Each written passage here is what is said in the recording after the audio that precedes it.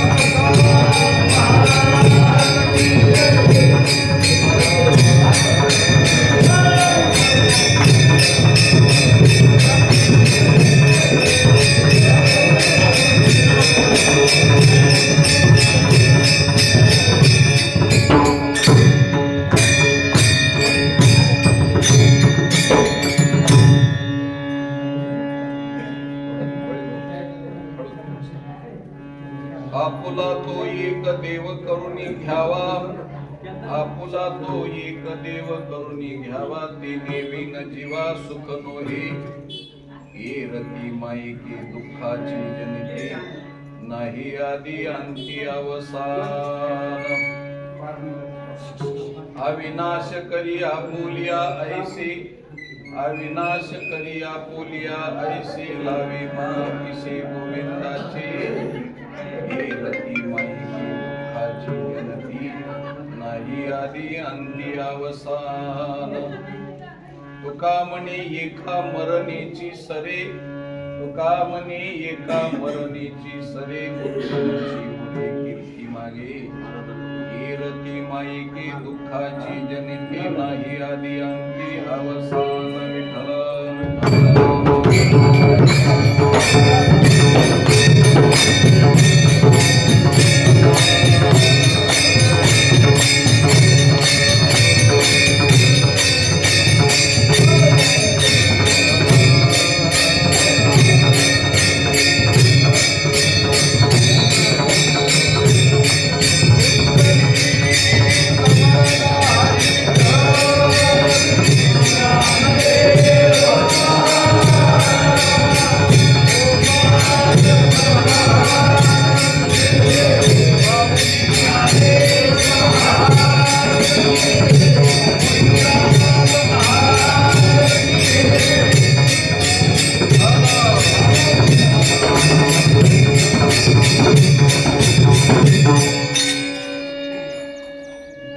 समचरण सरोजं सांद्र नीलांबुदाभं, जगन्निहितपानिं मण्डनं मण्डनानां, करुण तुलसीमाला कंदरं कंजनेत्रं, सदैधवलहासं विठ्ठलं चिंतयामि, पांडुरंगा करू नमस्सरे चरण संताचिया। नमो ज्ञानेश्वरा, नमो ज्ञानेश्वरा, निवृत्ती उदार सुपान देवा, मुक्ताबाई नमो त्रिभुवनी पावनी, आद्यत्रय जननी देवाचिया। आपुला तो एक देव करुणी घ्यावा, तेने विन जीवा सुख नोहे, ही रती माईके दुःखाची जनती, नाही आदी अंती अवसान।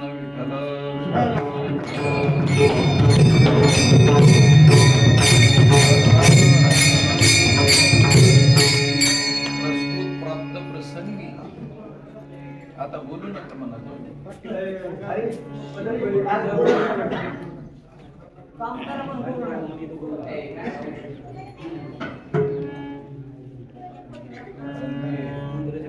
जनरेटर अगोदर पाहिजे होतं, कारण लाईटीचा भरोसा नाही। विठ्ठल विठ्ठल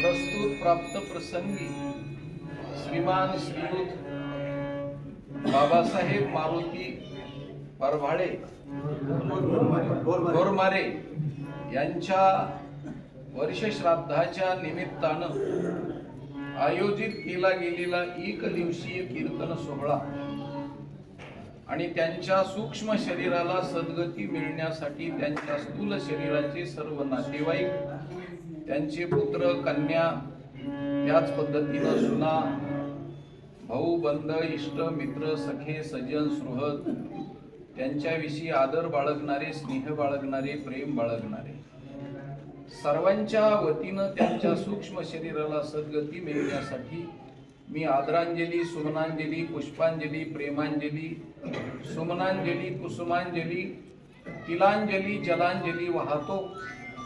आणि आज त्यांच्या जीवनामध्ये चित्रगुप्ताच्या पुढे त्यांच्या कर्माचा न्याय निवाडा आहे। कारण जे जे आपण कर्म करतो त्या कर्माचा न्याय निवाडा होत असतो। जसं एखादी केस झाल्याच्या नंतर त्या केसची पहिल्यांदा तपासणी होते, तपास झाल्यानंतर त्याचं चार्जशीट होतं, कोर्टामध्ये जातं आणि कोर्टामध्ये मग बोर्डावर केस आल्याच्या नंतर जॉब साक्ष्याला सुरुवात होते. तशी 1 वर्षानंतर जॉब साक्ष्याला सुरुवात होत असते. आपण केलेलं पुण्यकर्म, आपण केलेलं पापकर्म, त्या पद्धतीनं दोन्हीही कर्माचा त्या ठिकाणी न्याय निवाडा होत असतो. आणि चित्रगुप्तानं ज्यावेळेस संपूर्ण लेखी जबाब धर्मराजाला म्हणजे यमराजाला दिला जातो, कारण प्राण न्यायला आलेला यमराज नसतो, तर यमाचे दूत असतात. आणि त्या दृष्टिकोनातून यमानी जसं PSI किंवा एखादा पोलीस महानिरीक्षक एखाद्या कैद्याला पकडीत नसतो, पकडणारे पोलीस असतात. आणि नंतर मग त्याची रवानगी कोर्टामध्ये होते, त्याचा PCR काढला जातो, म्हणजे पोलीस कस्टडी ज्याला म्हणतात. आणि मग त्याच पद्धतीनं न्यायालयीन कस्टडी होते. तर पोलीस कस्टडी म्हणजे याचा अर्थ असा की गुन्हा केल्याच्या नंतर त्या गुन्ह्याच्या मोबदल्यामध्ये मारझोड करून त्या गुन्हा कबूल केला जातो. तसं यमाचे किंकर बहुसाल मारिती तोडीती झोडीती निष्ठुर, आणि यमाचे किंकर बहुसाल म्हणून ह्याला पोलीस कस्टडी म्हणायचं. जसं पोलिसाचं खातं आहे तसं यमाचं खातं आहे. म्हणून तर कधी कधी यमाला पोलीस म्हणतात आणि पोलिसाला यम म्हणतात. जिवंत यम म्हणजे पोलीस असं म्हटलं जातं. या रीतिरिवाजाप्रमाणे त्याची कस्टडी केली जाते आणि आजच्या दिवशी न्याय निवाडा होतो. आणि कोर्टामध्ये केस उभी राहिल्याच्या नंतर जसे सगळे नातेवाईक त्या ठिकाणी उभे राहतात आणि वकिलाच्या पाठीमागे उभं राहून त्याला पैशाचं बळ देतात, तसं वर्ष श्राद्ध म्हणजे आज न्याय निवाड्याची केस आहे. ज्याच्या त्याच्या ताकदीप्रमाणे ज्याची त्यांनी आपलं थोडंसं पुण्य गेलेल्या व्यक्तीला द्यावं आणि गेलेल्या व्यक्तीला पुण्य देऊन त्याच्या पाठीशी उभं राहावं. म्हणजे मग त्या ठिकाणी थोडा का होईना परंतु दगडापेक्षा इटकर मऊ म्हणतात, अशा पद्धतीनं कुठेतरी न्याय निवाडा होत असतो. तसं वास्तविक पाहिलं तर न्यायालयामध्ये वशिला चालत नाही आणि यम दरबारामध्ये वशिला चालत नाही. कुठल्याही प्रकारचा यमराजाच्या धर्मराजाच्या त्या यमराजाला धर्मराज असं म्हटलेलं आहे.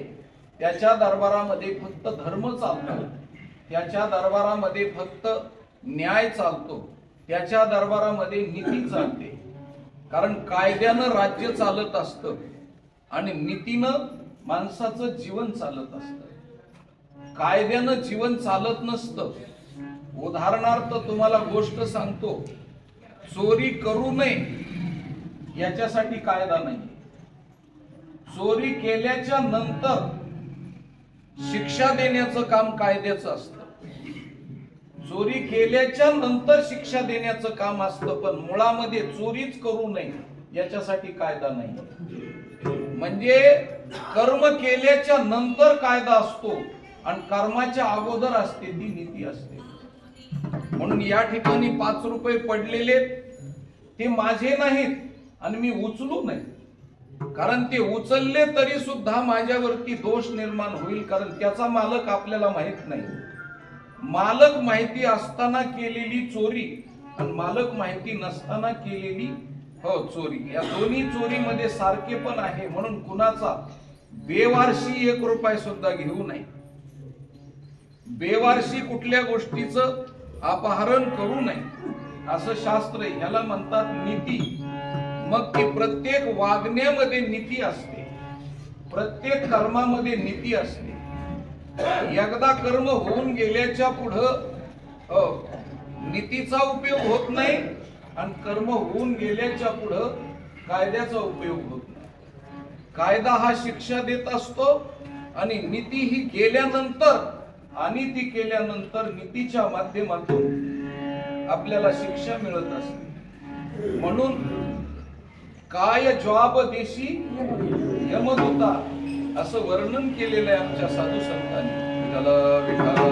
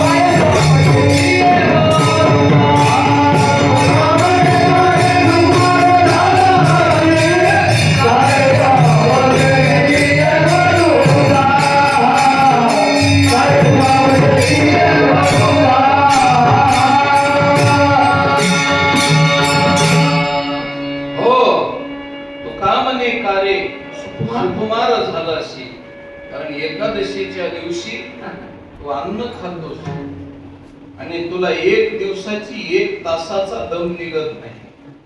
त्यावेळेस तू यमदूताला काय जवाब देशील बाबा? हो, पुढे आहे उसता.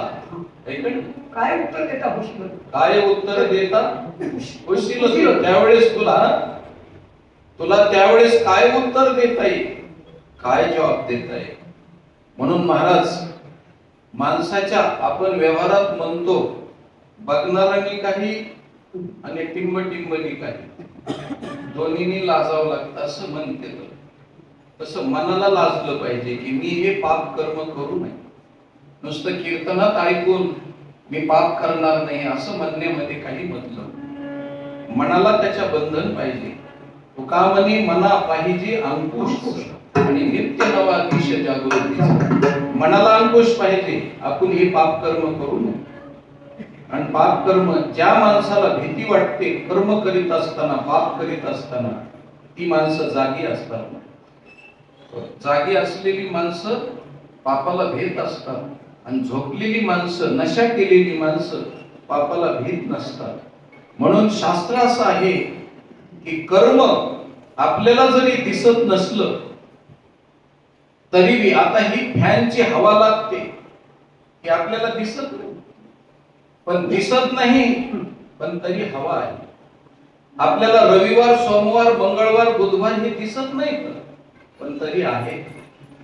तसं तुम्ही केलेल्या कर्माचं पाप पुण्य हे तुम्हाला भोगावं लागेल. म्हणून त्याच्याकरता मनुष्य जन्म एवढ्याच गोष्टीसाठी आहे की त्यांनी पाप कर्माला भिलं नाही.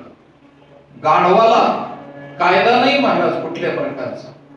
आता या चौकामध्ये रस्त्याला जरी कुत्र्यानं देह धर्म केला आणि गाढवाने तिथं जर लीप टाकली तर त्याला कोणी बोलणार नाही. पण एखादा कळता माणूस जर इथं येऊन दिवसा सगळे लोक इथं असताना जर त्यांनी तिथं विष्ठा टाकायला सुरुवात केली, संन्यास करायला सुरुवात केली, तर लोक त्याला बोलतील का नाही? म्हणून नियम हा माणसाला आहे, कायदा हा माणसासाठी आहे. आणि जे माणूस म्हणून नाही, जनावर म्हणून जीवन जगतात त्यांच्यासाठी कायदा नाही, आणि त्यांच्यासाठी नियम बी नाही, आणि त्यांच्यासाठी नीतिमत्ता बी नाही. म्हणून जीवनामध्ये हे श्राद्धाचे आणि आदी करून कीर्तन का करायचे? हो, त्या लोकांना रिकामपणे नाही का कीर्तन सांगणाऱ्याला हो तेवढाच धंदा आहे, त्याला दुसरा उद्योग नाही का? हे कशासाठी एवढं करायचंय? सायास करायचंय. तर एवढ्या गोष्टीसाठी सायास करायचंय की मेलेला माणूस मेला पण राहिलेल्या माणसांनी तरी निदान कमी कमी त्याच्या पद्धतीनं सावध व्हायचंय। एक पहा तसा एकाची दहने आणि सावध त्या पुणे कारे न व्हा। राजा हो ते मेलेले मेले, हो मेलेले गेले, परंतु त्याच्या पाठीमागे राहिलेले शहाणं व्हावं लागतं। म्हणून मी दृष्टिकोनातून सांगतो की मसनवाटा ही सगळ्यात मोठी शाळा आहे आणि दुसऱ्याच्या स्मशानभूमीमध्ये प्रेत दहन करायला जायचं म्हणजे शिकायला जायचंय की आपल्याला सुद्धा मरायचं आहे याची आठवण ठेवायची। म्हणून मरणाची कार्य नाही आठवण, संचिताचे धन लाभ हेवा लोभ हेवा। म्हणून त्याच्याकरता दुसऱ्याचं मरण हे आपल्या मरणाचं निमंत्रण असतं। म्हणून दुसऱ्याच्या मरणाहून आपण समजायचं असतं अरे पुढे लागलेल्या माणसाला ठेस लागली तर मागच्या दिशाना व्हावा ना, दगड आहे रस्त्यामध्ये म्हणून, कारण त्याला ठेस लागली त्याचं रक्त बंबाळ समजा अंगठा झालाय कळतंय ना आपल्याला, तरी बी आपण होऊन मुद्दाम त्या दगडाला जर ठेस मारित असेल आणि पायाचा ठेसा करून घेत असेल तर त्याला काय म्हणायचं? हो पुढं पडलेला माणूस आहे त्याला कळतंय पाठीमागच्यानं त्याच पद्धतीनं पडायचं नाही, ठेस लागून घ्यायची नाही। हो पुढे गेले ते निधाई झाले, कोण वांचील त्यांची शिमारे।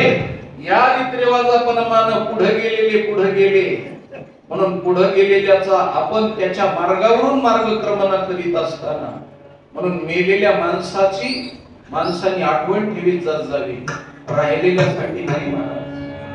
हो आणि मरण म्हणजे आश्चर्य नाही, नवल नाही काय, मरण म्हणजे नवल नाही, कारण 3.5 कोटी छिद्र आहेत महाराज आपल्या शरीरात, 3.5 कोटी एवढे छिद्र आहेत आणि एवढ्या छिद्रातून हवा मध्ये येते, मधली हवा बाहेर जाते। एवढ्या झंझावातामध्ये 100 वर्ष ज्याचा दिवा टिकला हे आश्चर्य आहे।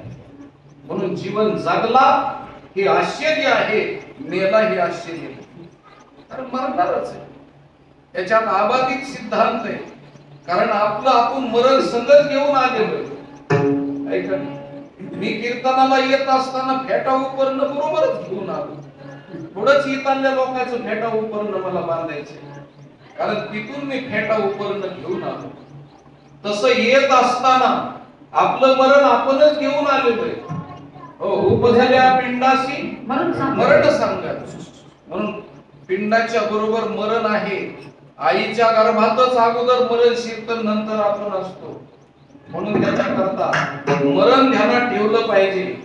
सगळ्यात जास्त मी तर म्हणतो ईश्वर ध्यानात ठेवा नाही तर नाही ठेवा, पण मरण ध्यानात ठेवा। म्हणून जी माणसं मरणाला ध्यानात ठेवतात ती माणसं जिवंत असतात, मेलेली माणसं मरण ध्यानात ठेवत नाही। म्हणून जन्मामध्ये दुसऱ्याच्या मरणावरून आपलं मरण समजायचं, म्हणून ही शिकण्यासारखी गोष्ट आहे महाराज। म्हणून बिना कामाची लोक कोणी कोणाच्या कार्यासाठी येत नसतात, हो फक्त कार्यासाठी एवढ्याच यायचंय। हो बाबासाहेबराव गेले, हो ते गेले म्हणून याचा अर्थ असा समजायचं नाही दुनियामध्ये कितीतरी गेले, ओनिया गेले रावणंक त्यांची नाव कुणी नेली चराची। अरे मोठमोठाले राजे गेले, मोठमोठाले हो श्रीमंत गेले, मोठमोठाले देखणे गेले, मोठमोठाले दानशूर गेले, मोठमोठाले विद्वान गेले, मोठमोठाले पंडित गेले, मोठमोठाले गावचा कारभार करणारे गेले, मोठमोठाल्या रीतीनं जमीनदार गेले, मोठमोठाले अब्जाधीश गेले, करोडोपती पुढारी कैलासा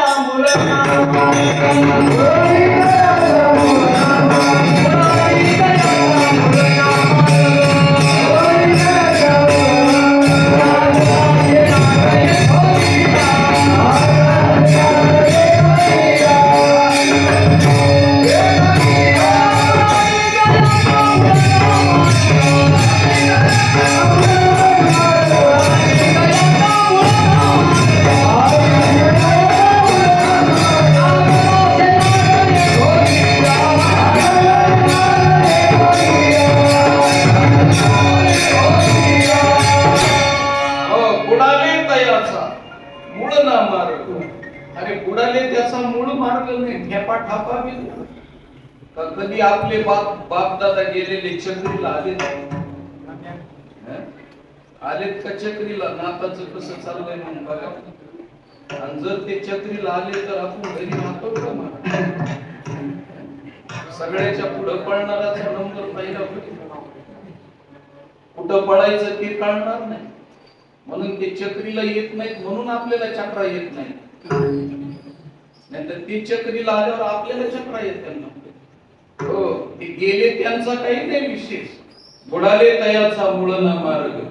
या पद्धतीनं मी आपल्याला सांगत होतो की महाराज, कुणी एखाद्याने म्हणून घ्यायचं नाही मी लय शहाणा आहे, हो मी लय पंडित आहे, गावात माझ्या इतका कुणीच शहाणा नाही असं म्हणून घेण्याची काही गरज नाही. दुनियामध्ये तुझ्यापेक्षा बाप शहाणे आणि कितीतरी शहाणे होते ते गेले, हो त्याची आठवण सुद्धा नाही. मी आपल्याला चिंतन सांगतो, इथं बसलेले कुणी बी सांगावं, तुमच्या खापर पंजोबाचं नाव सांगा. वडिलाचं नाव सांगता येईल, आजोबाचं नाव सांगता येईल, पंजोबाचं नाव सांगता येईल, पण खापर पंजोबाचं? अरे आपण त्यांचे वंशज आहेत ना. तुम्ही खापर पंजोबाला म्हणजे 100-150 वर्षात विसरलात ना, 100-150 वर्षात विसरलात. हो, माणसं इतक्या पटकन विसरत आहेत महाराज. हो, नवे मड जाळून आल्यानंतर घरची माणसं जे पाहुणे रावळे आलेले असते ते गिळायसाठी आलेले असतात. हो, ते म्हणजे त्यांना खाऊ घातल्याशिवाय कसं जावं? तुला खायचंय म्हणून ते तिथं थांबलास तू, अशी गोष्ट आहे. म्हणून महाराज, कुणी कुणाच्या सुख दुःखामध्ये नसतं आणि कुणी कुणाचं नसतं, हे डोक्यामध्ये ठेवायचं. म्हणून त्याच्याकरता रीतरिवाज असा आहे की फक्त वागत असताना रीतरिवाजाप्रमाणे वागायचं. आपल्या मनाला वाटलं पाहिजे हे पाप आहे, हे कर्म करू नये. आणि हे जर कर्म केलं तर मला तुझं सोडविता कोण आहे? हो, कोण आहे बाबा तुला सोडवणारा? म्हणे तुला सोडविण्या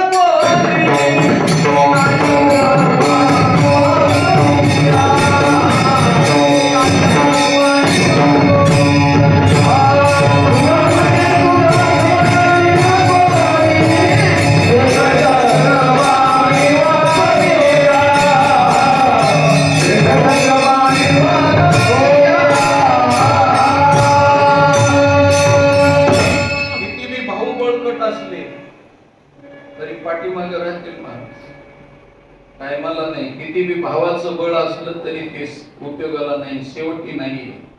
त्यानंतर किती बी मोठे पाठराखण करणारे असले तरी कोणी आपल्यासाठी येत नाही. मी तव जळतसे स्मशानी अग्नी एकला. हो, धनानी भूमो अवश्य गोष्टी. मिळवलेलं धन असतं ते बँकेत राहतं. हो, धनानी भूमो, किती बी पैसा मिळवला तर तो बँकेत राहतो. पशवस्य गोष्टी, गाई म्हशी तुम्ही मिळवल्या तर त्या कोठ्यात राहतात. आपल्याकडच्या भाषेत कोठ्यात राहतात. त्याला खरं नाव आहे गोठा. गो म्हणजे गाय आणि गाईचा ठाण, गाईचं ठिकाण म्हणजे गोठा असा शब्द आहे, पण आपण कोठा म्हणतो. हो, काही वेळेस लोक गाईला बांधायच्याला बी कोठा म्हणतात. आणि आमचं पाठपाठांतर असल्यावर लोक आम्हालाही म्हणतात लई मोठा कोठा आहे तुमचा, का नाही? आणा तुमच्या गाईन बांधा आमच्या कोठ्यात बघ. अशी गोष्ट आहे महाराज. म्हणून हो, पशवस्य गोष्टी, खूप सुंदर प्रकारच्या गायी मिळवल्या. तुम्ही गायीवर प्रेम केलं, बैलावर प्रेम केलं, पण गोठ्यात राहते. मी तर म्हणतो गायी म्हशी इतक्या हुशार आहेत, मालक मेला तर त्या उपास करीत नाही का? म्हैस गवत खायची राहते, मालकाला तिकडं पेटविलं तरी इकडं गवत टाकलं की संपूर्ण म्हैस आणली.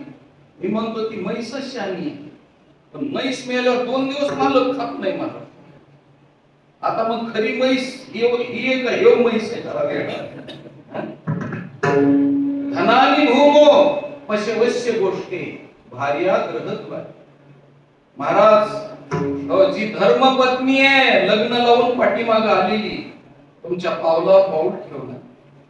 गाठ बांधून दिली, त्या टाइमला पावला पाऊल ठेवून येते, तुमच्या सुखदुःखामध्ये राहते. तुम्ही दुःखी असलात तर दुःखी होते, तुम्ही सुखी असलात तर सुखी होते.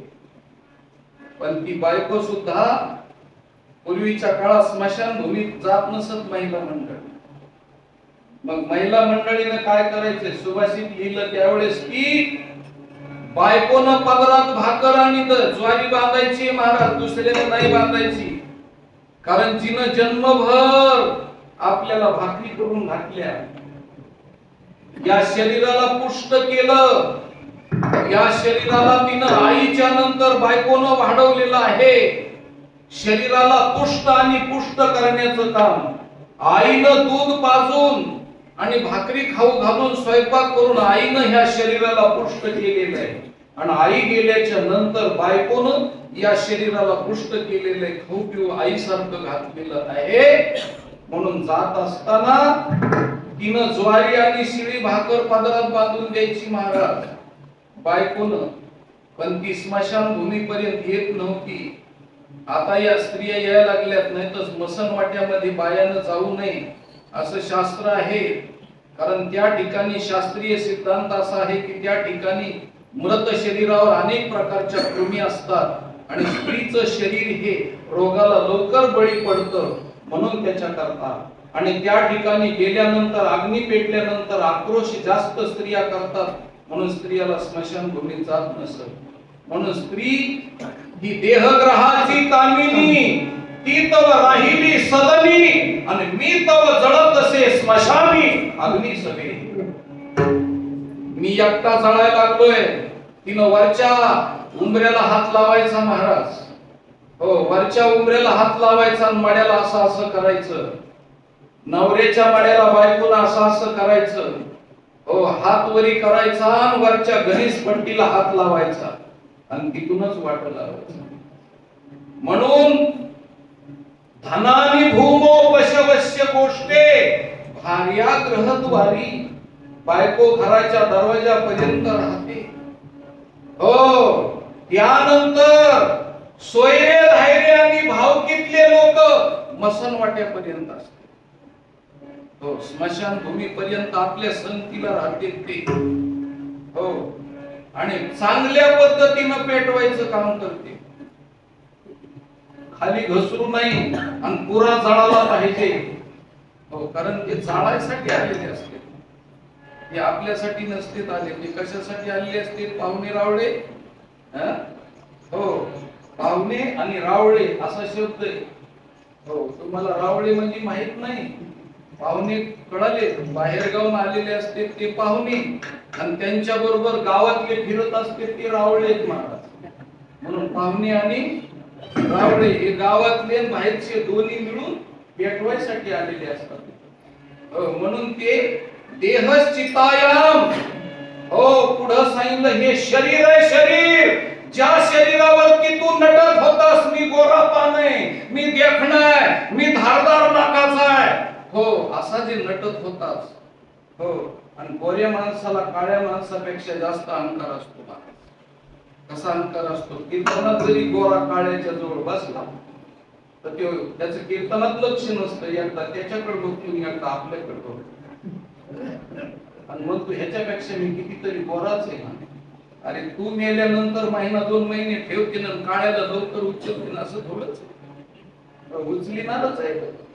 गोरपाट वाट पाहू देत नाही पोरीची सुद्धा लोक. म्हणून देह चितायाम, चितेपर्यंत देह आहे आणि तिथून पुढे काय आहे, कर्मानुभव गच्छती जीवन. तुमच्या बरोबर येणार फक्त तुमचं कर्म आहे. तुम्ही केलेलं जे कर्म आहे ते तुमच्या वाईट असो चांगलं असो, तुमच्या बरोबर येणार कर्म तुमच्या बरोबर आहे. तुमच्या बरोबर या लोकातलं कुणी येणार नाही, हो दगड येणार नाही, ते दगड तुमच्या नावानं तिथं ठेवले जाते. तरी मी काही महिला म्हणतात की मी कुणाच्या नावानं दगड रचित नाही, तरी पण दगड ठेवले जाते, तिथं दगड ठेवले जाते. हो आणि नंतर लोक चहा देते, बुंदी ठेवते, हो सगळं काही ठेवते. ऐकणी या पद्धतीनं केलं जातं. आता तो चहा पिणार आहे का? ज्या टाइमला होता तेव्हा तासाला चहा आला. आणि आता तिथं मसन वाट्यात चहा होतून काय फायदा आहे महाराज? अशी गोष्ट आहे महाराज. म्हणून आपल्या बरोबर काही नाही. मी पहिल्यांदा सांगितलं की ज्याचं कर्म त्याच्या वाट्याला आहे. म्हणून कर्म चांगल्या पद्धतीनं केले कर्म झाले त्याची भोगा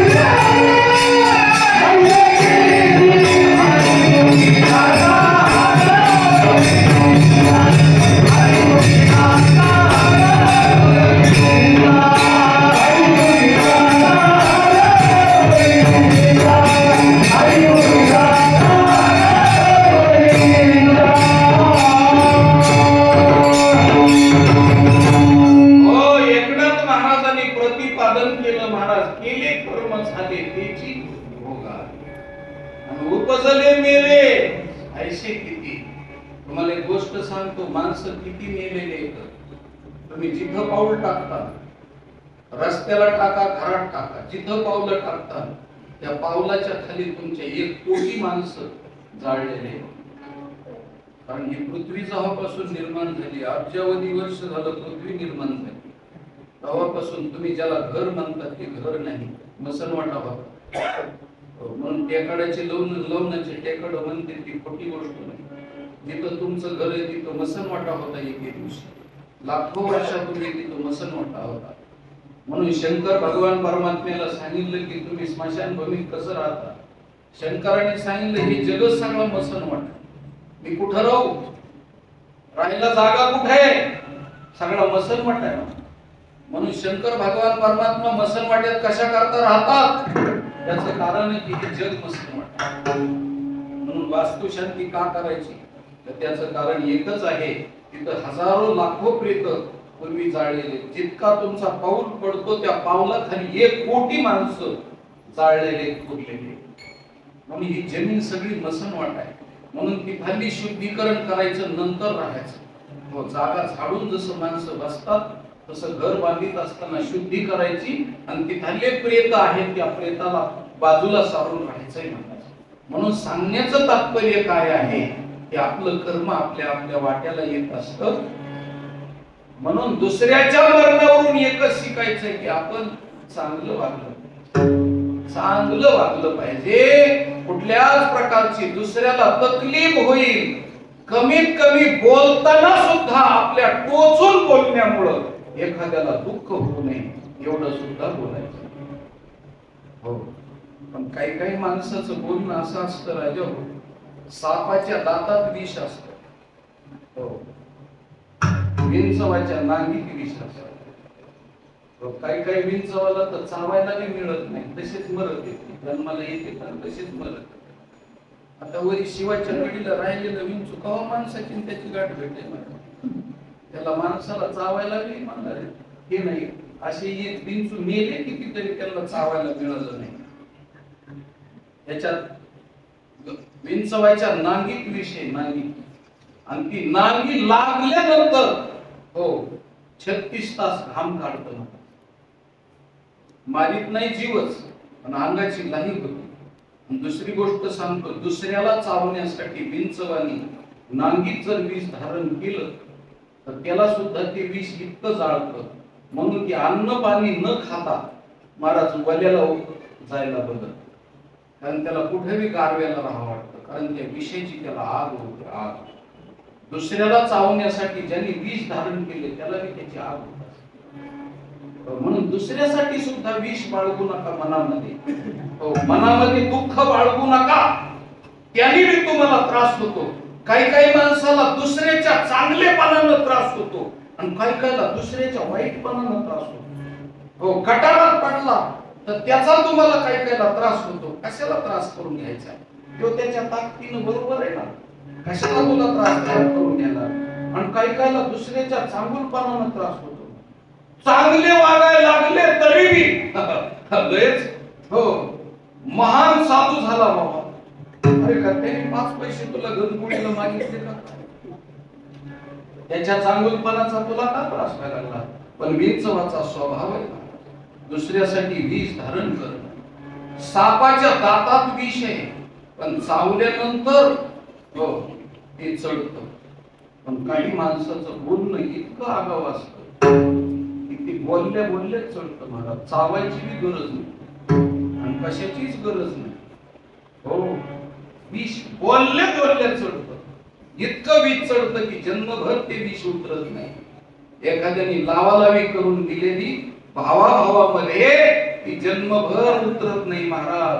म्हणून शास्त्र सांगतो सापाचं विष आणि विंचवाचं विष चावल्यावर चढतं, पण काही माणसं बोलल्यावर चढतं.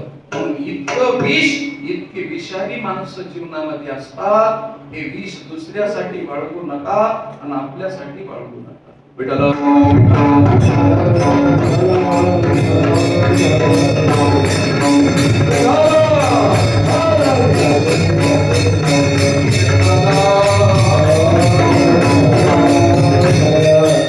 वाचेला दुसरं काही देऊच नका ना. का म्हणे विंच वाची नाही, का म्हणे विंच वाची नाही, विंच वाची नाही, तैसा दुर्जन सर्वांनी.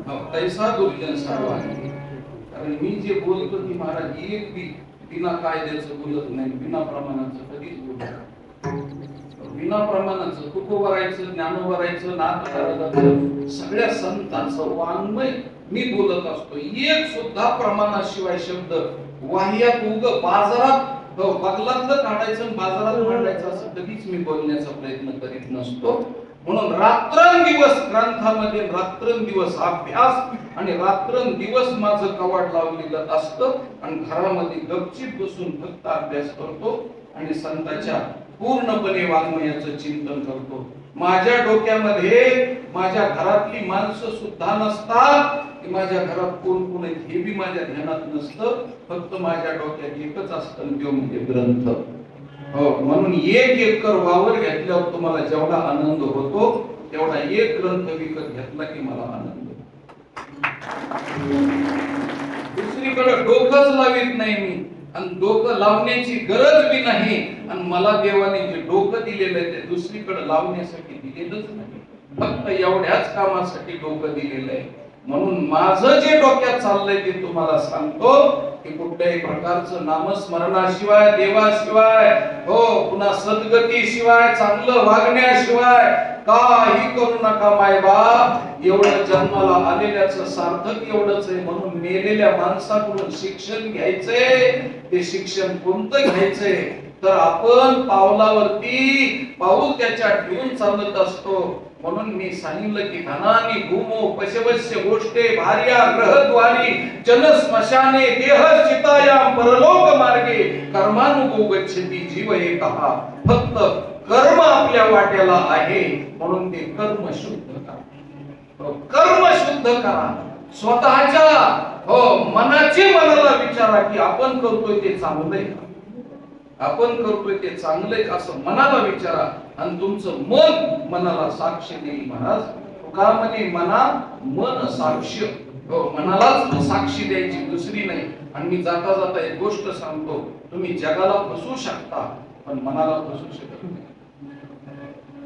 तुमच्या मनाला फसवू शकत नाही. तुम्ही जगाला फसवू शकता पण स्वतःच्या मनाला फसवू शकत नाही. कारण मनाला कळत असतं की मी याला फसवलेलं आहे, म्हणून मनाला कधीच फसवता येणार नाही. म्हणून तुकोबाराने सांगितलं तुका म्हणे मना मन साक्ष. अरे मनच मनाला साक्ष आहे आणि मनच ग्वाही देत आहे आणि मनच साक्ष देत आहे. दुसऱ्याची साक्ष घेण्याची गरज नाही. म्हणून जीवनामध्ये शुद्ध कर्म करावं. आणि मी तर म्हणतो जाता जाता हो माणूस जन्माला आला त्या टाइमला महाराज रडत आला. कसा आला? रडत आला. जन्माला आईच्या पोटातून बाहेर पडला की नाळ कापायच्या अगोदर तर रडायला सुरुवात. जन्माला आल्यानंतर तो रडत आला हे डोक्यात ठेवा. पण आता मृत्यूच्या टाइमला तुम्ही रडायचं नाही, हसत मरणावरती जायचं आणि डोक्याने पाठीमागे रडायचं. जन्माला येत असताना म्हणून कबीर महाराजांनी सांगितलं, जब आया तू जगत में जग हसे तू. ज्या टाइमला तू जगतात आलास त्या टाइमला अमक्याला मुलगा झाला म्हणून लोक हसले. हो तुझ्या बापाच्या दारामध्ये हेल घातली आणि लोकांना आनंद झाला. दुसऱ्याने साखरपान वाटलं आणि दुसऱ्याने साड्या नेसवल्या गेल्या. तू जन्माला आलास म्हणून लोकाला आनंद झाला आणि लोक हसले. पण तू येताना रडत आलास. पण आता उलट करायचं.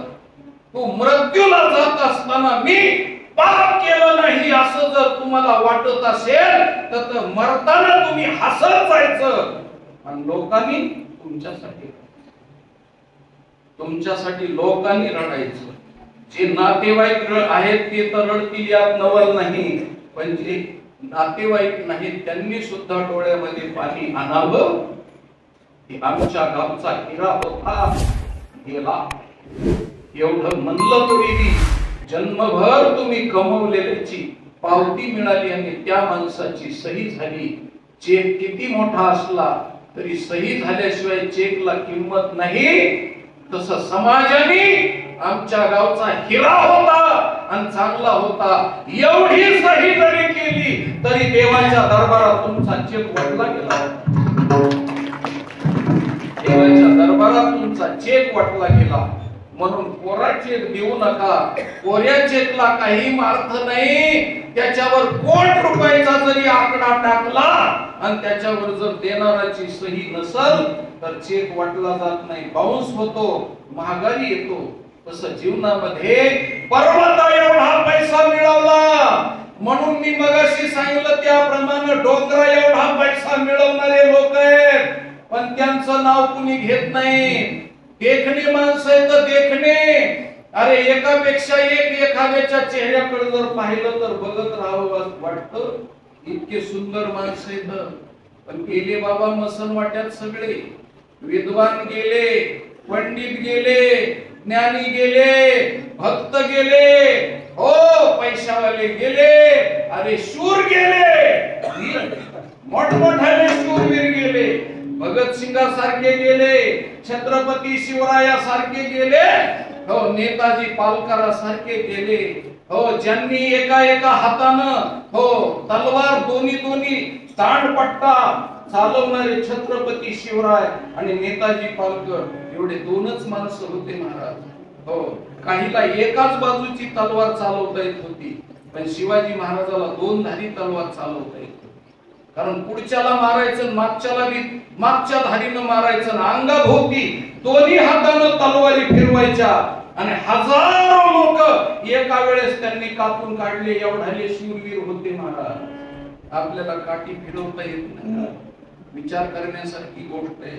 एवढे शूर गेले, एवढे वीर गेले, एवढे दाते गेले. सगळी पृथ्वी राजा हरिश्चंद्रानं दान दिली महाराज, पण ते बी गेले राजा. हो म्हणून आपल्याला एके दिवशी जायचं आहे याची आठवण ठेवली पाहिजे. म्हणून दुसऱ्याच्या मरणामध्ये फक्त आपल्या मरणाची आठवण ठेवणारी माणसं ही जिवंत असलेली माणसं आहेत आणि कार्यरत असलेली माणसं आहेत. म्हणून संसारामध्ये संसार करा, संसाराशिवाय तर काही नाही. कारण पोट जगवायचंय म्हणून संसाराची तर अत्यंत गरज आहे, पण संसार करण्यासाठी मनुष्य जन्म नाही. संसार करण्यासाठी गाई म्हशी कुत्र्या मांजराचा जन्म आहे महाराज. ते संसार करते, आपल्यापेक्षा छान करते. आपल्याला तरी एक दोनच पोर होते, कुत्रीला रंग बदलून 20-20 लेकर होते. डोकराला बी 20-20 लेकर होते. कोंबडीला 27 आणि 28 लेकर होते. काय कमी होते? हो पण 27 लेकर कोंबडीला झाले, पण 27व्या दिवशी तिच्याजवळ एक बी राहत नाही. म्हणून आमच्या कबीर महाराजांनी गोड सांगितलं, महाराज मुर्गी के बच्चे खनो आगे पीछे.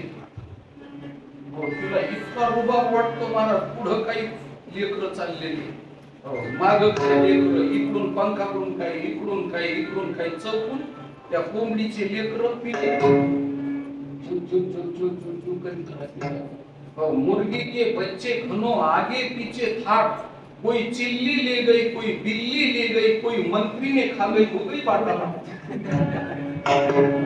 27व्या दिवशी एकही लेकरू नाही महाराज तिच्यासोबत. अरे काय आता सध्या बघा, ज्यांचे कलेक्टर पोरं झाले, ज्याचे डॉक्टर झाले, ज्याचे वकील झाले, ज्यांचे इंजिनियर झाले, पोटाला आड्या बांधून मोठमोठ्या हुद्द्यावर लावले, आणि कुणाचे लेकरं मुंबईला, कुणाचे लेकरं पुण्याला, कुणाचे लेकरं सुरतला, आणि ह्यांची सुरत पाहावा इकडे ह्या गर्दीला. ह्यांची सुरत पाननीला, ही आपली मोठी खोलगट बांधत, त्या खोलगट बांधलेला सकाळच्या पारी ह्यांची सुरत, आणि पोरं तर कुठं सुरतला आणि इथं.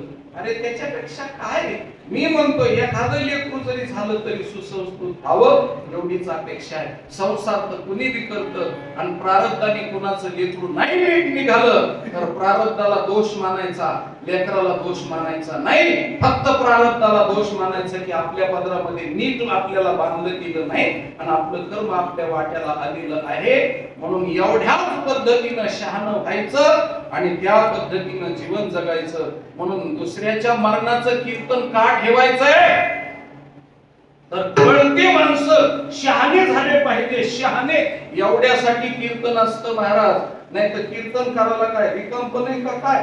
हो, जरी तुमचा मी कीर्तनकार जवळचा असलो तरी रिकामपण नाही महाराज मला. हो, रिकामपण नाही. हो, अगदी लघुशंका करायचं सुद्धा रिकामपण नाही. गाडीमध्ये चलत असताना पुढचा टाइम गाठण्यासाठी हो द्वंद्वाची लगवी एकदा करतो महाराज, खोटं बोलत नाही. कारण द्वंद्वाचा टाइम जास्त जातो म्हणून द्वंद्वाची लगवी एकदा करतो. इतक्या वेगामध्ये धावतो. आतापर्यंत 29 वर्ष झालं माझ्याकडे गाडी आहे. 36 लाख किलोमीटरचा प्रवास केलाय समाजासाठी, जगासाठी. 36 लाख किलोमीटरचा.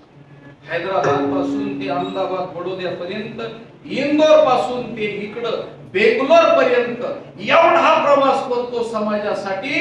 खायला वेळ नाही, कधी कधी हातावर भाकरी घ्यावी लागते. तुम्ही जसं समजा सायास करून दारे धरताना पूर्वीच्या काळात माणसं पाणी वायाला जाऊ नये म्हणून पायानं दार फोडायचे, हातावर भाकरी खायची, तसं माझं जीवन आहे महाराज. मला रिकामपण नाही कुठल्या गोष्टीचं. हो, मगाशी नारायणनाथ महाराज म्हणले की अरे इथं मिळते हेच महत्वाचं आहे, आणि त्यातले त्यात तुला फुकट मिळते ते त्याच्यापेक्षा जास्त महत्वाचं आहे.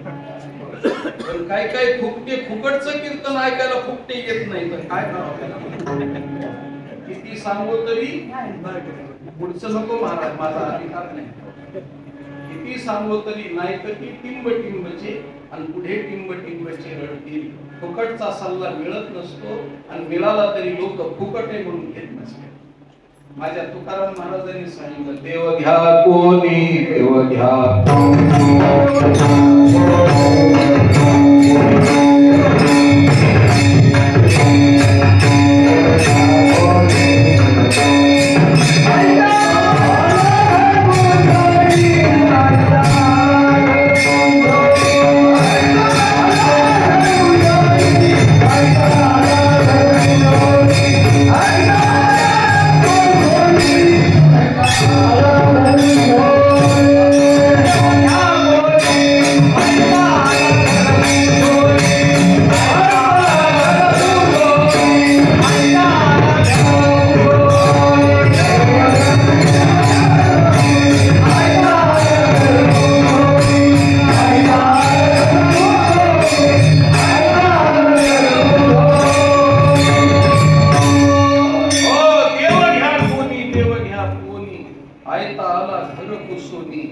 लोकांनी सांगितलं देव न लगे साठवणीचे रुंदले जागे. नको म्हणले देव, रिकाम टेकड्या माणसाचं काम आहे म्हणले. हे आवाज वाढवतात. तू असा घोटाळा करू नको. मी आलो रंगात तू चालला गंगात, असा तुझ्यावर सगळं अवलंबून आहे. त्याला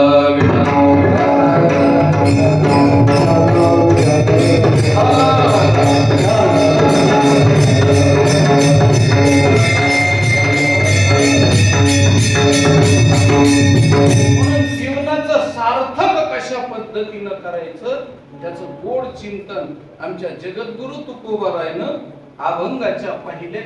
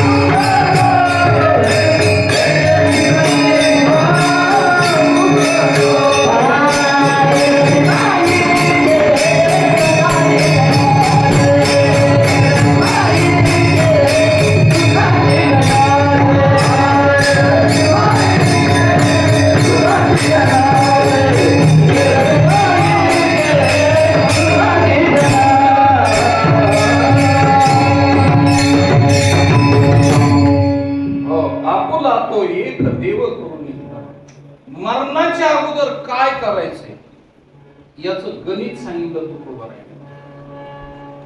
आपण मरण तर आहे पण त्या मरणाच्या अगोदर काय करायचं. जसं आपण उन्हाळ्यामध्ये आता पेरायचंय आपल्याला पाऊस पडल्यानंतर म्हणून शेतकरी वर्ग त्याच्या अगोदर शेतात काय करायचं ते अगोदर नांगर हाणायचा, नंतर नांगर हाणल्याच्या नंतर ढेकळं फोडायची, ढेकळं फोडण्याच्या नंतर काश्या याचायच्या, त्याच्यानंतर पालव्या तोडायच्या, त्याच्यानंतर उन्हाळ्यामध्ये शेणखत घालायचं, त्याच्यानंतर पाळ्या घालायच्या. ह्या सगळी ही पूर्व मशागत आहे महाराज. पीक पेरायच्या अगोदर, पीक काढायच्या अगोदर, हो पीक पेरायच्या अगोदरची मशागत त्याला पूर्व मशागत म्हणते आणि पीक पेरल्यानंतरची ती आंतर मशागत असते. शेतकऱ्याला कळलं पाहिजे. हो पूर्व मशागत, काही पूर्व मशागत म्हणजे लोक पेरायला सुरुवात केल्यावर ही नांगरायला सुरुवात केली. इतके कर्तबगार आहे का नाही. आणि इतके कर्तबगार म्हणल्यानंतर तुकाराम महाराजांनी सांगितलं त्याचा बाप सारा देईल का. तलाठी जो कर घेतो ना त्याचा बाप देईल का म्हणले. त्याला जर समजा शेतातलं कळतच नाही, काहीला वापसाच कळत नाही आणि काही पेरायचं कसं ते बी कळत नाही, नांगरायचं कवा ते बी कळत नाही. उन्हाळ्यामध्ये उगच रुमाल खांद्यावर टाकायचा आणि ह्याचं लग्न त्याचं लग्न त्याचं लग्न, हो कुठं बहिणीच्या चुलत, हो जावाच्या पुरीच्या पोराचं तिकडं इतक्या लांबचं लग्न. अरे रिकाम टेकड्या उद्योगामध्ये बसला कशा करता. तुझ्या नातेवाईकाचं आहेराचं लग्न असेल तर आता दुनिया इतकी मोठी, इतक्या मोठ्या ह्याला लग्नाला कव्हर करीत बसतो तू लग्न आणि लग्न खात बसतो. गेला सगळा उन्हाळा. हो उन्हाळ्यात काय मेहनत करायची हे कळलं पाहिजे.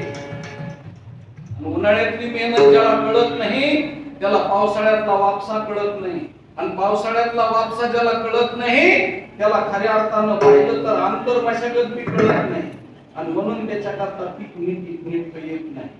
म्हणून आपल्याला पुण्यरूपी पीक नीट घ्यायचं आहे त्याच्यासाठी आपण काय करावं म्हणून पूर्व मशागत म्हणून माझ्या साधू संतांनी आपल्याला शेती शिकवली. शेती शिकवली. हो, काय शेती शिकवली? तुम्ही संतांचे वाक्य बघा. धैर्याचा नांगर धरून, हो, संशयाच्या काशा गोळा करून, वासनेच्या पालव्या तोडून, सिद्ध भूमिका करून ठेवा. मरण येण्याच्या अगोदर काय करावं तर गोड सांगितलं महाराज. हो, गोड करावं. धैर्याचा नांगर धरायचा. धैर्याचा नांगर म्हणजे हो, आज जसा समजा तुम्ही कीर्तनाला, आता कीर्तनाला येणारे काही सगळे माणसं रिकाम टेकडे थोडीच. काही काहीचे लाख मोलाचे काम, काही लाख मोलाचे काम सोडून देऊन माणसं आले. हे सुद्धा धैर्य आहे ना. परमार्थाला धैर्य लागतं. प्रपंचाला जेवढं धैर्य लागत नाही तेवढं परमार्थाला धैर्य लागतं. काही काही पिंपळगावून आले, काही जवळून आले, काही इटावून इटाच्या वाडीहून आले, आणि इथं शेजारचे असलेली बी आले नाही. घोटाळा असा आहे ना. म्हणून जे माणसं तत्पर आहेत, उन्हाळ्यात काय करायचं? धैर्य लागतं. धैर्य म्हणून भक्ताला ज्यांच्या धैर्यालाही भंग भाव एकविध रंग, अशा पद्धतीनं धैर्य लागतं, धाडस लागतं. कीर्तन ऐकायला सुद्धा धाडस लागतं. कीर्तन करायला तर धाडस लागतं, याच्यात नवल नाही. पण कीर्तन ऐकायला बी धाडसच लागतं. बिना धाडसाची माणसं टेकतच नाहीत महाराज. सडक सुद्धा ओलांडीत नाही. ते उलपाट म्हणजे तिकडं नको जायचं. कीर्तन आहे आणि मसोबाला बिना निमंत्रणाचे जाते. अशी गोष्ट आहे ना. बिना निमंत्रणाची बी बापले का खंदी लावून, अशी गोष्ट आहे. म्हणून कीर्तनाला टेकत सुद्धा नाही. धैर्य लागतं, धाडस लागतं, ताकद लागते कीर्तन ऐकायला सुद्धा. हो, आणि पुन्हा इथं आल्यावरती हो, झोप न घेता कीर्तन ऐकण्याला त्याच्यापेक्षा धैर्य लागतं. तांब्या परत पाशी टाकून, तांब्या परत पाशी टाकली. हो, तांब्या परत पाठीशी टाकून निघत येत नाही. कारण तिथं मिळती नाही मिळती. हो, कारण शेरो वडायचा आहे तिथं. काय काय हो, यासरावरचे, हो, यासरावरचे शेंबूड शिकरू शिकरू आणले. अशी गोष्ट आहे. सांगण्याचं तात्पर्य काय आहे की त्याला धैर्य लागतं. कीर्तनाला धैर्य लागतं, धैर्य, धाडस. म्हणून नाथ महाराजांनी सांगितलं, धैर्याचा नांगर धरून, हो, एकदा अशी उलटी पालटी केली की मग संशयाच्या काशा गोळा करायच्या. हो, कशाला बी संशय, कशाला बी संशय. पुन्हा कीर्तनात बसल्यावर बी महाराज सांगते ते खरंच असेल तर काय? हे कबर बांधे काही बी गप्पा हाणते राव. काय खरे असं म्हणणारी लोक आहेत ना. काय खरे, हे काय जाऊन आले का काय यमाच्या दरबारात? हे उगाच पुस्तक वाचले तर लोकांना भीती देतात असे म्हणणारी लोक आहेत. मला ज्याला म्हणतात संशय. अरे काश्याने सगळा वावर येडून गेलं तुझं. काय तू पिकविणार आहेस? हो, वसन लागत ते आवताला त्या काश्याचं. हो, आणि काश्या जर जमिनीत ठेवल्या तर तू कशी काशी करशील? म्हणून पहिली गोष्ट त्याला गचपान म्हणते. तर गचपान ऐका ना, ते गचपन काढावं लागतं. सगळं अगोदर स्वच्छ करावं लागतं. म्हणून मनातलं पाप आणि मनातला संशय बाजूला ठेवावा लागतो. संशयाहुनी थोर अनेक पाप नाही, थोर आणि विनाशाची वागू प्राणी अशी. म्हणून संशय बाजूला ठेवायचा. साधू संत अरे सांगणारा जरी जवळ्याचा असला, जावळ्याचा असू नाही तर बावळ्याचा असू, पण त्याच्या तोंडातून निघणारं संत वाक्य हे ध्यानात ठेवा ना. काय करायचंय तुम्हाला? दगड वाकडा आहे का तिकडा आहे? बीड इथून 17 किलोमीटर आहे दाखविलं. त्या दगडावून काय करायचंय तुम्हाला? कसला का दगड असला, पण त्यांनी किलोमीटर बरोबर सांगितलं ना. खोट आहे. किलोमीटर 17 किलोमीटर दाखवलंय दगडानं. त्या दगडावून काय करायचंय? तसं जावळ्याचं आहे का बावळ्याचं आहे तुम्हाला काय करायचंय? त्यांनी आंघोळ केली का नाही केली तुम्हाला काय करायचं? त्याच्या पत्ता बरोबर दिलाय. अरे मुखाला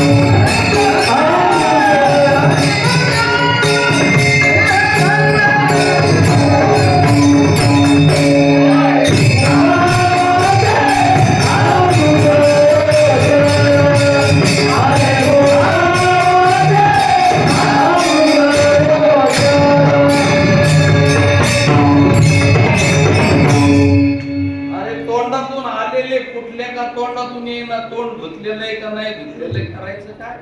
त्याच्यातून वचन चांगलं आलं बाद झालं.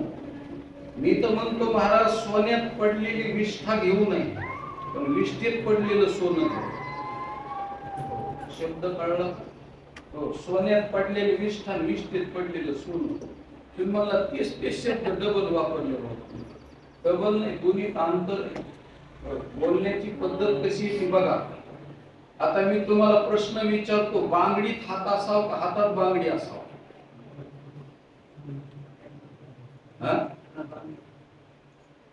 भाऊजीने आमच्या सांगितलं हातात बांगडी असावी, पण त्यांनी उत्तर दिलं, पण काहीच न विचार करता उत्तर दिलं. हातात बांगडी, बांगडीत हात. हातात बांगडी कासाराची असते, बांगडीत हात बाईचा असतो.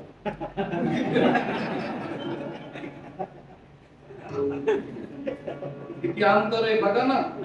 हो, हातात बांगडी कासाराची असते, हातात बांगडी, आणि बांगडीत हात बाईचा असतो. बांगडीत हात बाईचा असतो म्हणून ती अडकलेली असते.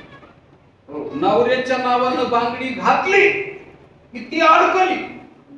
हो, पण ज्याच्या हातात बांगडी आहे, म्हणजे कासाराच्या हातात बांगडी, तो ह्या गावात नाही ऐकलं तर दुसऱ्या गावात, इसगाव तिसगाव भिकाऱ्याला 40 गाव, त्याला काय इथं ऐकलं तर टिकलं, नाही ऐकलं तर नाही तर घरी बी ठेवून देईन आणि झोपून घेईन.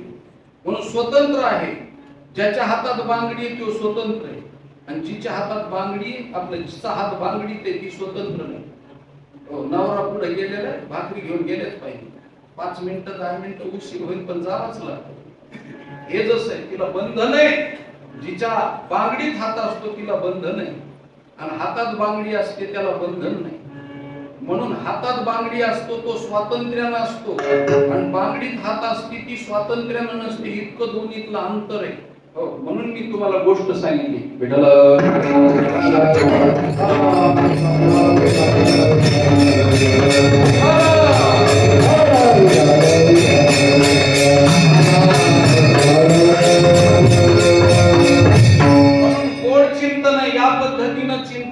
शब्द जरी तेच असले, हो, पाण्यामध्ये नाव असावी पण नावेत पाणी नसावे.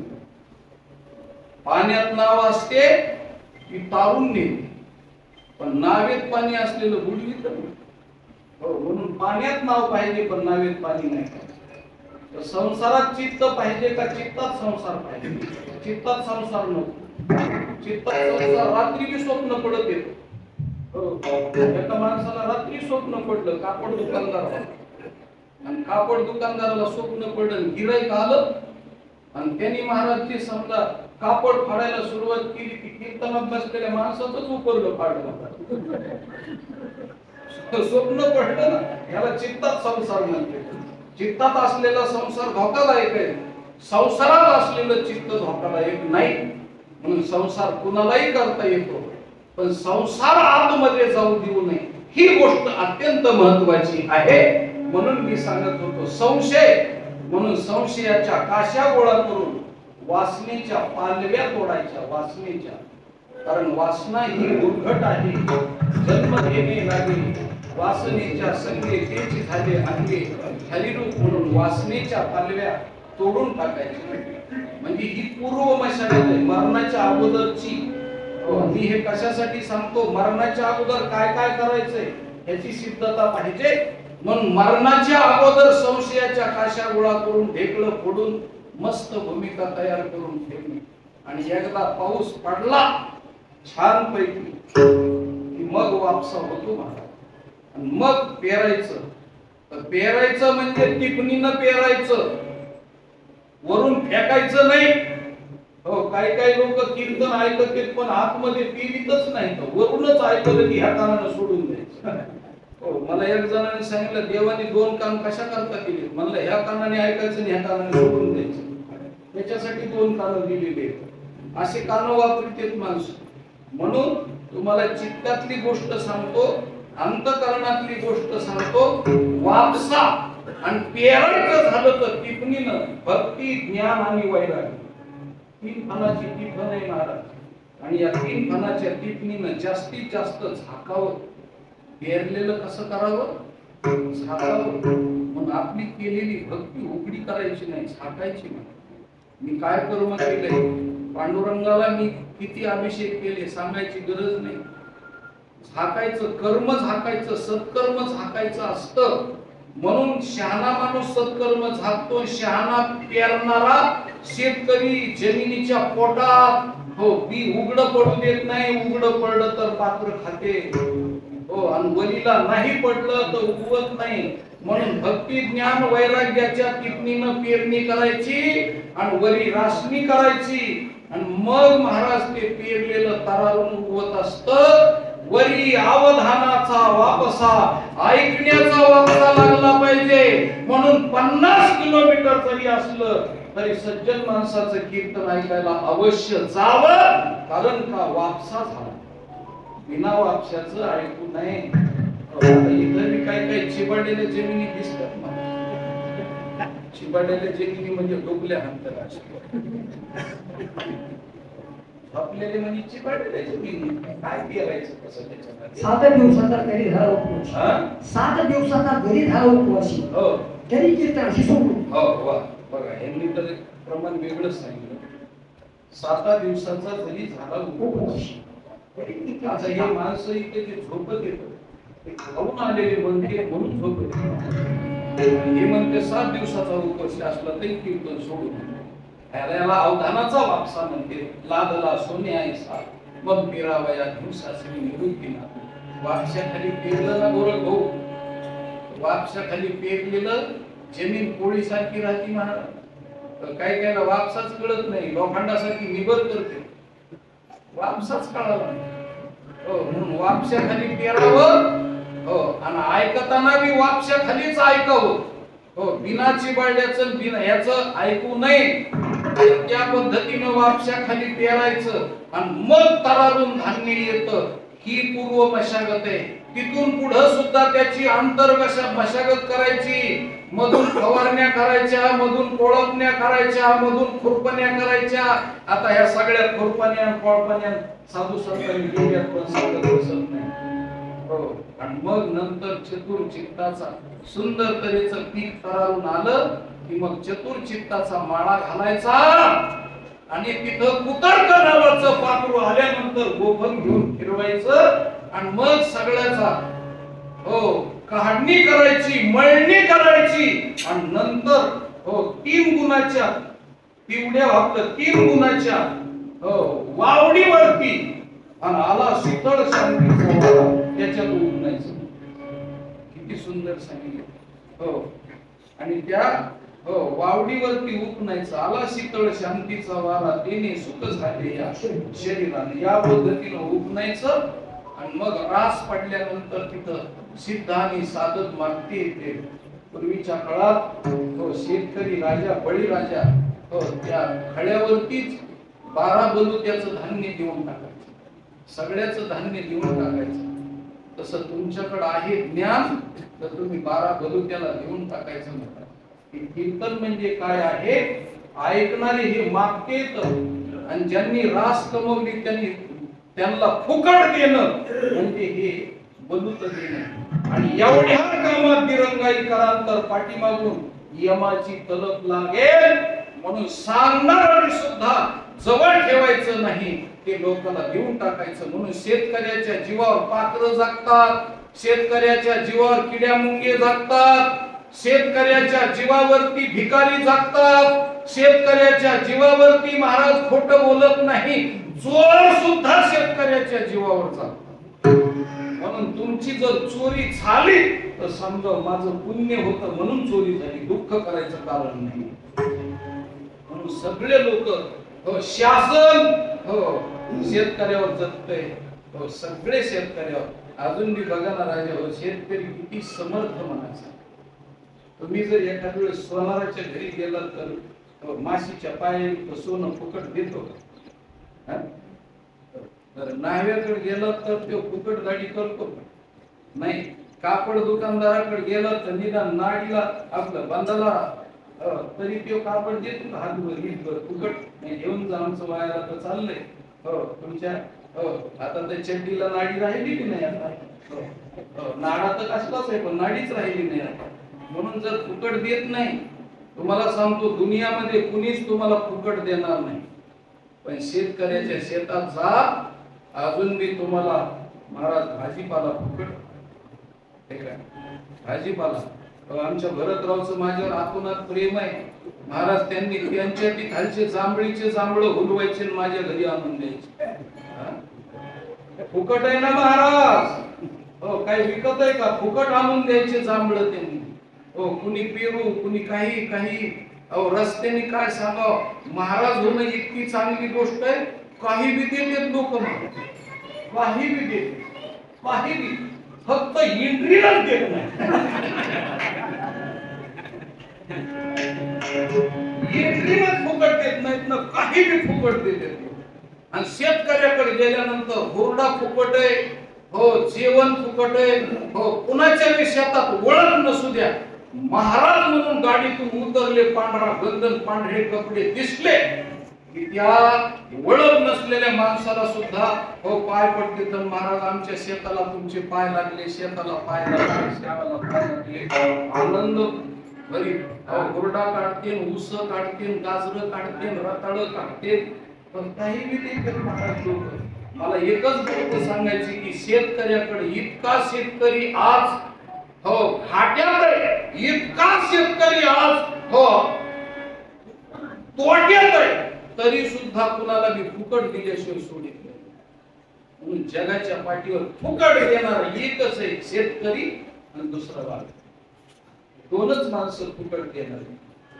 म्हणून आमच्या नाथ महाराजांनी सांगितलं, तुमच्या शेतामध्ये पिकलेलं आहे ते फुकट द्यायचं, लोकांना फुकट द्यायचं, ज्ञान फुकट द्यायचं. त्या ज्ञानाचा मोबदला घ्यायचा नाही. तुम्ही कमवलेलं ज्ञान असेल ते लोकांना फुकट द्या रे बाबांनो.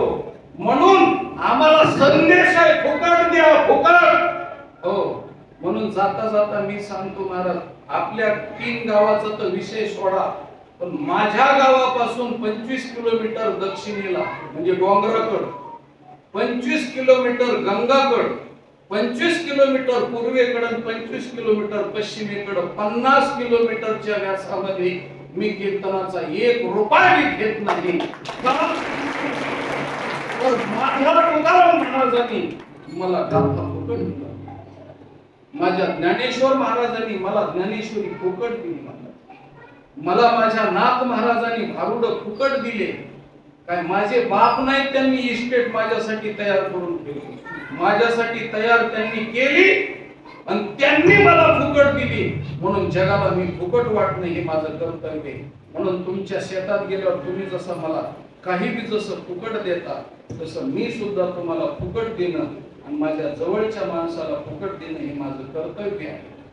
एकच गोष्ट सांगतो, शब्द वाटू धन जन, शब्द वाटू धन जन लोक. हो, शब्द वाटू धन जन लोक, जन लोक. लोकांना हे शब्दाचं धन वाटून टाकायचंय, ते ठेवायचं नाही. हो, मी आता एक तुम्हाला गोष्ट बोलत होतो.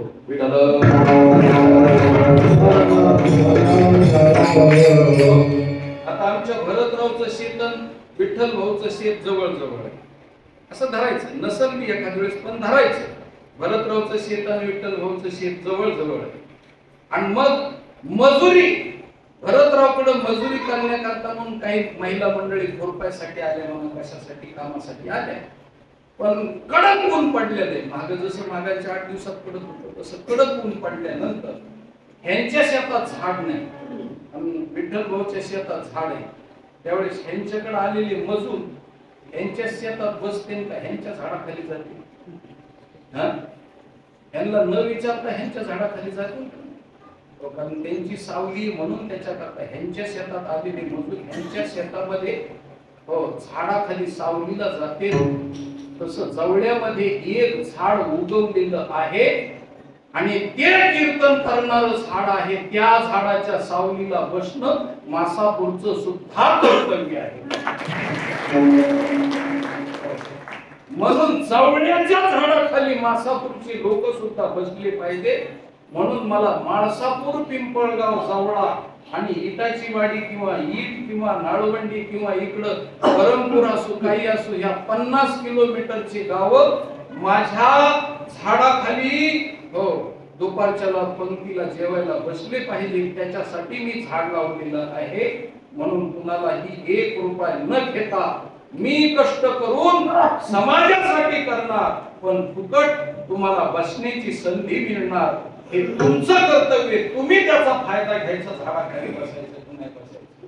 पण काही काही आठवते माणसं असते ते म्हणते त्याच्या झाडाखाली नाही जायचं, नको. काही काही म्हणते नाही आपला वैरी आहे त्याच्या झाडाखाली जायचंच नाही, नको जाऊ, त्याचं काय बिघडलंय.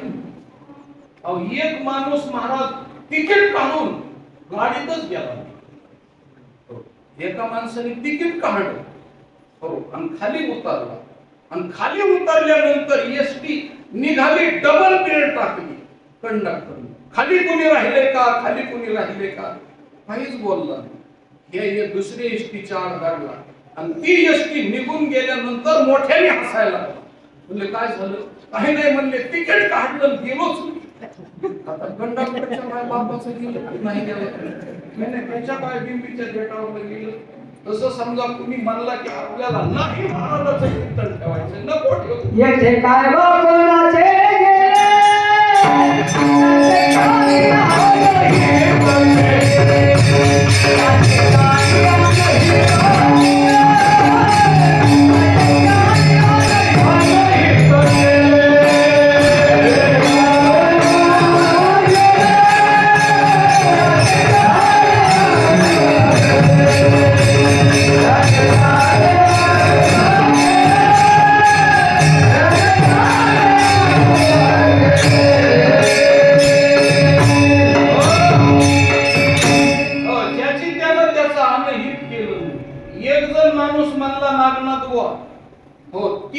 घरी गेला आणि म्हणला की मला तेल द्या. ती म्हणली कशासाठी पाहिजे, म्हणला चटणीवर खायला पाहिजे. ती म्हणली भांड काय आणलंय, तेव्हा भांड नाही आणलं, म्हणलं ह्या धोत्राच्या सोग्यातच टाक. ती म्हणली अरे गळून जाईल ना, तेव्हा म्हणला तुझ्या बापाचं गळत. कुठली माणसं असते, तुझ्या बापाचं गळत ना, तुझं काय चाललंय. मी 15 तेल घ्यायला लागलोय, ती सगळं काढून टाकण्यासाठी घ्यायला लागलोय, तुझं काय त्याच्यात गेलं. तू आगाव पैसे घे, पण तुला एवढा छानपणा कशाला. हो हो पाय धुई म्हणल्यानंतर साखळ्या विचारायची काय गरज, तुला काय करायचंय, नाही द्यायचं तर नको दे. मागायला गेला तुकाराम महाराजांनी त्याच्यावर आदर लिहिला, तेलनिशी रुसला वेडा आणि रागेत कोरडे खातो. वेडा माणूस रुसला, अरे कोरडी चटणी खाल्ली ठसका लागून हो जीव जायची पाळी आली, त्याची त्याला काय करायचंय, त्याची त्याला म्हणजे आपण हो करा महाराज पुण्य, न करा आम्हाला काय करायचंय, आमचं सांगणं कर्तव्य आहे. म्हणून मी एक सांगितलं की जवळ्यामध्ये एक झाड उगवलेलं आहे, त्या झाडाच्या सावलीला बसा, कधी बी काही बी प्रश्न विचारा, कशाचाही विचारा. अरे इथालच्या परिसरातले विचारतात यात नवल नाही, पण ऋषिकेश हरिद्वार काशीवरून मोठमोठाले पंडित लोक सुद्धा प्रश्न विचारतात महाराज. हे कसं आहे, प्रश्नाची उत्तर मोठमोठ्या महाराज लोकांच्या प्रश्नाची उत्तर देण्याची कुवत तुमच्या आशीर्वादाने मला आलेली आहे. मी मोठेपणा सांगत नाही, अहंकार सांगत नाही, मला अहंकार बिलकुल नाहीये, तुमच्यासाठी बिलकुल अहंकार नाही. फक्त एवढंच आहे की कशाचाही प्रश्न विचारा, कोणताही वारकरी संप्रदायातला खाचा खोचाचा कित्येक कीर्तन करायला महाराज खबर का बांधायची ह्याच ज्ञान नाही, कपाळाला गंध का लावायचा ते ज्ञान नाही, किती ठिकाणी लावायचं ते ज्ञान नाही. काही काही ठिकाणी सगळंच आण धरून टाकले, लेताड करून टाकले सगळं. उग दुसऱ्याची शेत कशाला पिरीत बसायचंय, भाताच्या आतलंच पेर ना, उगच पण पलीकडे पडत आहे म्हणून कशाला पिरीत बसायचं. सोंगे छंदे काय, हा सोंगे छंदे काय, हो सोंगे छंदे काय, हो सोंगे छंदे, सोंगे हा सोंगे सोंगे हा सोंगे हा ते ह्याच्यामुळे जरा ऐकायला अशात ती गोष्ट आहे. कारण तुमचे दात जर कमी झाले तर माझे कान कमी, तुमच्या दोन शब्द नीट निघत नाही, माझ्या कानात ऐकायला येत. सांगण्याचं तात्पर्य काय महाराज, शेतकऱ्याने जशी पूर्व मशागत करावी तसं पूर्व मशागत मृत्यूच्या अगोदर कोणती मशागत करावी ते एवढीच मशागत करावी. आपुला तो एक देव करून घ्यावा, तिने बिन जीवा सुख बघे येरती माईके. तुम्ही बाकीचा प्रपंच किती केला तरी माईक आहे, नाही आधी नाही अंती अवसान, मृगजळ सकाळी नसतं, मृगजळ संध्याकाळी नसतं, दुपारी दिसतं तेही खोटं असतं. तसं संसार अगोदर नाही, संसार नंतर नाही, मध्ये दिसतो तो खोटा आहे. म्हणून खोट्यातला खोटा आहे लटिका व्यवहार सर्व हा संसार वाया ये झार हरिविन. म्हणून त्याचा छंद लाव. त्याच्याकरता तुकाराम महाराजाकडे 3 माणसं गेले महाराज. हो, एक जणाला अमर व्हायचं होतं. हो, एक जणाला अमर व्हायचं होतं, एक जणाला सुख पाहिजे होतं आणि एक जणाला कीर्ती पाहिजे होती. तिघाला एकच उत्तर दिलं तुकाराम महाराज. तुला सुख पाहिजे का? आपुला तो एक देव करून घ्यावा, तेने बिन जीवा सुख नव्हे. त्याच्याशिवाय तुला सुख नाही. हो, त्याला देव आपला करायचा सांगितलं. ज्याला समजा म्हणजे आपलं ज्याला अमर व्हायचं होतं त्याला सांगितलं अविनाश करी आपुलिया ऐसे लावी मना तिशे गोविंदाचे. तुला अविनाश व्हायचंय का? आपुला तो एक देव करून घ्यावा. आणि एक जणाला कीर्ती मिळवायची होती, त्याला सांगितलं जन्मभर तर तुझी कीर्ती होईल, पण मेल्यावर सुद्धा तुझी कीर्ती होईल. म्हणून तुका म्हणे एका मरणेची सरे आणि उत्तमाची उले कीर्ती मागे. पाठीमागे कीर्ती तुझी उरल शिल्लक राहील. म्हणून कीर्ती पाहिजे त्याला बी एकच, आणि अविनाश व्हायचे त्याला बी एकच, आणि सुख पाहिजे त्या 3 जणाला एकच उत्तर दिलं. हो, जसं बिरबलाकडे 3 माणसं गेले. एकाने सांगितलं पान का सडलं. हो, एक जणाने सांगितलं भाकरी का करपली, आणि एक जणाने सांगितलं की घोडं का अडलं. कारण घोडं रोज फिरवावं लागतं माणूस. हो, एका जागेवर बांधून जर ठेवलं तर ते घोडं चलत नाही, मग अडकत चलतं. म्हणून रोज त्याला असं कार्यरत ठेवण्याकरता मोटरसायकल जशी एकदा घेतली की ती अर्धा किलोमीटर का होईना पण रोज चालून आणली पाहिजे, तसं घोडं सतत चाललं पाहिजे. म्हणून घोडं का अडलं? न फिरवल्यामुळे. रोज न फिरवल्यामुळे घोडं अडलं. भाकरी का करपली? तर चुलीवर भाकरी करणाऱ्या महिला मंडळीने त्यांनी अशी सतत भाकरी फिरवायला पाहिजे. हो, खाली लावली तरी बी फिरवायला पाहिजे आणि वरी तव्यावर टाकली तरी फिरवायला पाहिजे. भाकरी का करपली? न फिरवल्यामुळं. घोडं का अडलं? न फिरवल्यामुळं. आणि पानं खाणारे माणसं असते की रांजणात पानं टाकते, ते पानं जर तसे ठेवले तर सडत येतं. मग एकदा काढायचे ना असे फिरवायचे, असे फिरवायचे नंतर टाकायचे, ते सडत नाही. पण पान का सडलं? न फिरवल्यामुळं. भाकरी का करपली? न फिरवल्यामुळं. घोडं का अडलं? न फिरवल्यामुळं. सुख पाहिजे का? आपला तो एक देव करून घ्यावा.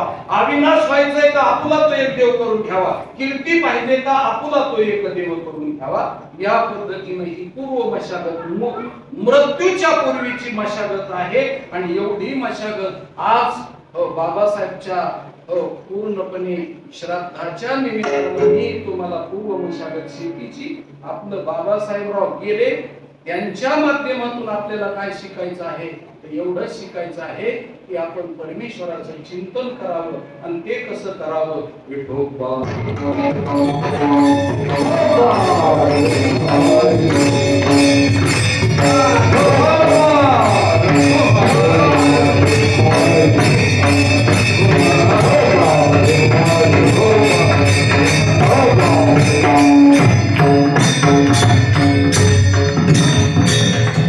ज्ञानेश्वर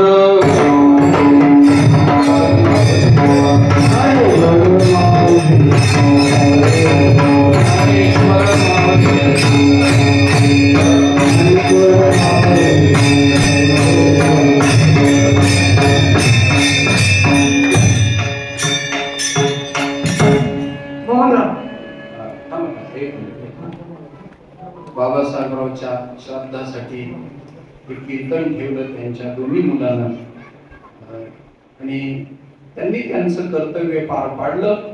आपण आपल्या पद्धतीनं कर्तव्य पार पाडू. सगळ्या जणांनी एकदा हात वरी करायचा आणि कुंडलिका वंदेचा गजर करून बाबासाहेबरावला आपण एक सज्जन माणूस होता, अगदी कुणाचा रुपये न बुडवता छान पैकी त्यांनी कधी खोटं न बोलता मोकळ्या मनाने आतमध्ये येत आणि बाहेर येत त्यांनी कधी ठेवलं नाही, असा सज्जन माणूस होता. परमार्थ खूप केला नसेल त्यांनी कदाचित, पण खोटं कधी वागलं नाही. एवढं मात्र त्याच्या जीवनातली जमीची बाजू आहे आणि त्याचं नशीब बिचाऱ्याचं दैवयोगानं माझं कीर्तन त्यांच्या कार्यक्रमासाठी मिळालं. कुठल्याही प्रकारची कुचराई न करता मीही कार्यक्रमाला आलो आणि सगळ्या माझ्या पूर्ण सगळे या गावातले परिसरातले सगळे नातेवाईक माझे जवळचे स्नेह आहेत. शरीराचे जरी नसले तरी मनाचे सगळे नातेवाईक आहेत, माझ्यावर प्रेम करणारे आहेत. आणि किती दिवसापासून माळसापूरची कंपनी प्रेम करते ना. मला असं वाटतं 50 वर्षापूर्वी मी तर पोथी वाचायला येत होतो, विठ्ठलच्या घरी राहायचो. पोथी वाचायला येत असेल त्यावेळेस पासून माळसापूर माझ्यावर प्रेम करते. अजून माळसापूरच्या प्रेमामध्ये कधी उतार पडला नाही. आणि त्यात पुन्हा अजून बाबासाहेब म्हणजे आमच्या तिकडचा इकडे येऊन राहिले आणि त्यांनी इकडे येऊन सगळ्या लोकांशी प्रेम संपादन केलं. म्हणून ढोरमारे कुटुंबाच्या वतीनं सर्व तुमच्या आमच्या वतीनं एकदा सगळेजण हात वरी करू आणि त्यांना श्रद्धांजली अर्पण करू. कुंडली हरी विठ्ठल श्री ज्ञानदेव गोपाल कृष्ण भगवान की जय. माऊली ज्ञानेश्वर महाराज की जय. मोहिनीराज महाराज की जय. जगद्गुरु तुकाराम महाराज की जय. काही वेळेस अशी गोष्ट असते, मजूर सुटायच्या टाइमला पूर्वीच्या काळातले मालक पाटा धरायचे. मजूर सुटायच्या टाइमला पाटा धरायचे. आता त्या मजुरीला सोडता येत नसेल तसे मालक आमचे बरोबर साहेब सुटल्या गडी सुटायचा टाइम ते आले पाटा धरायला. सुटता काय हे मालकाचं काम आहे. मस्त पैकी लवकर आले त्याच्याबद्दल ऋणानुबंध बोला.